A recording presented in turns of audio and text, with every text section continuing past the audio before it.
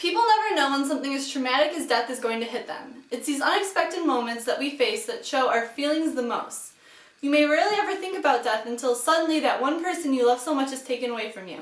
The lifestyle and beliefs that everyone has about death shows their different views of it. It is how Americans react to death and their views of it that show how they accept death. My name is Claire Williams, and I'm a 16-year-old from Troy, Michigan that has been researching the topic of accepting death for the past few months. Death is a fragile topic. Each person looks at it differently.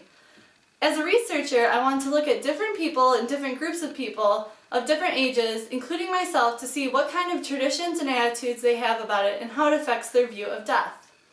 First, I want to start my research off with a child who hasn't been affected by death or only affected slightly. I like to say that these kids see death innocently. They have an understanding of what it is, but they're just happy being kids that fearing death isn't constantly on their mind. The attitude of being a young child is just so happy and innocent, they don't feel the need to worry about death as much as an adult would. For a child that has lost a parent or a significant person in their life, this may be a completely different story. These kids still have an understanding of death, but now since it has affected them, they may see it differently than a kid who hasn't lost a significant person in their life. In my research, I read the book 2 Kisses for Maddie, written by Matt Loughlin. He lost his wife just shortly after she gave birth to their daughter Maddie. Continuing my research, I decided to email Matt and ask him a few follow-up questions. When I asked him about Maddie's perception of death, he said that her mom's death is part of her daily life and there's no hiding from it, so he tries to talk to her like an adult about it. He also said that her understanding of death is not just framed by him, but also by her experience. Because she didn't know her mom, death also means something different to her than someone who actually lived with or interacted with the person who died. So for Maddie, I can see that her views are not only influenced from her father, but also from the experiences that she had with losing her mother. Next in my research, I decided to go with a teen's traditions and attitudes that affect how they view death. I'd like to use myself as an example. I'm a 16-year-old girl who is absolutely afraid of death. Not for myself particularly, but for the significant people in my life. I am extremely afraid of death because I cannot control it. There is no cure for someone who has died. That's it, the person is gone and you can't get them back. Death is inevitable.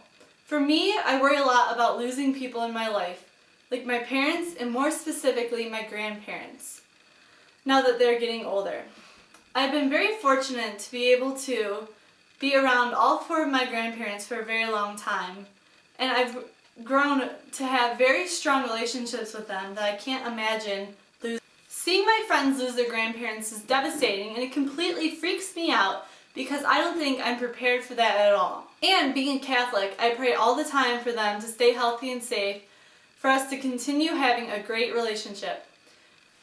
For me, my attitudes towards death are very sad, obviously, but I think me being a very cautious teen is why I worry so much about it. And my traditions of being a Catholic give me a sense of hope that I can keep with me. Combining my attitudes and traditions, I do believe that they help form how I view death. The last group of people I wanted to research were grown adults. For this section, I decided to use the author of 2 Kisses for Maddie, Matt Loughlin, to key in on as the adult. In the book, he kept completely honest through his whole experience of becoming a father and losing his wife at the same time.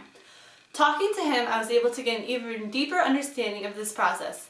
His thoughts really helped me establish how everyone's different attitudes and traditions affect how they view death. He told me that he's incredibly practical and has no religious beliefs, so his lack of belief helps him frame his view of death. Also, he said that the best way to move through his life has been to keep busy and do things that make him happy. He said that the point of all of that is that sometimes people lose themselves in the grief, but he found that by not letting the grief define him and control him, he can continue to move forward in a meaningful way.